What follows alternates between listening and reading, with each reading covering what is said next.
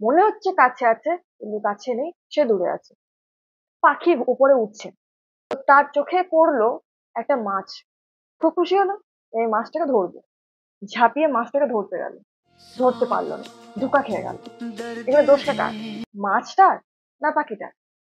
ও ভাবছে মাছটা ওর কাছে আছে, কিন্তু মাছটা ওর কাছে ছিল না কখনোই, মাছটা দূরে ছিল। দোষটা ওর দৃষ্টিভঙ্গিতে, ওর চোখের ভ্রম ছিল ওটা। কেন এটা হলো? সবই প্রতিসরণ। কোনো জিনিসকে আমরা দেখতে পাবো তখনই যখন সেখান থেকে আলো আমাদের চোখে এসে পৌঁছাবে। তো সেখান থেকে আলো এখানে এলো, এটা হচ্ছে বাতাস এবং জলের বিভেদ তল।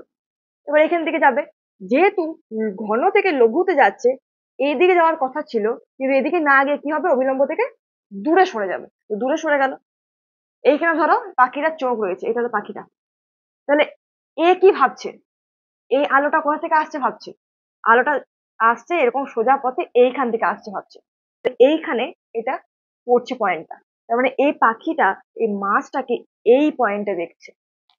কিছুকে, কিছু হোক, ক্যারিয়ার হোক, মানুষ হোক, সবকিছুই মনে হচ্ছে সেটা খুব কাছে। পরে সেটাকে আমরা ধরতে যাই, ধোঁকা খেয়ে যায়। সে কোনোদিন কাছে ছিলই না, সে ছিল দূরে।